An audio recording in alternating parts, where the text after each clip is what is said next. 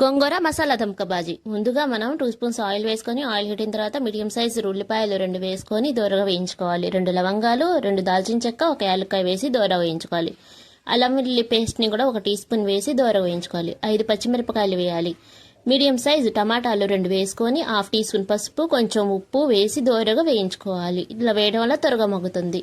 ఇప్పుడు మసాలా గోంగూర కొబ్బరి మసాలా పేస్ట్ని కూడా వేసి బాగా కలుపుకోవాలి. 2.5 స్పూన్ల కారం వేసి బాగా కలిసేలాగా కలుపుకోవాలి. కొంచెం పుదీనాని కూడా వేసి, కొత్తిమీర కూడా వేసి బాగా కలుపుకోవాలి. మీడియం సైజు గోంగూర కట్టను కూడా వేసి బాగా కలుపుకోవాలి. ఇది కొంచెం మగ్గడానికి పావు గ్లాస్ వాటర్ని కూడా వేసి బాగా కలుపుకోవాలి. కూర కొంచెం దగ్గర పడుతున్నప్పుడు స్టవ్ ఆఫ్ చేసి పోపు గుత్తితో మెత్తగా మెదుపుకుంటే గోంగూర మసాలా దమ్క భాజీ రెడీ.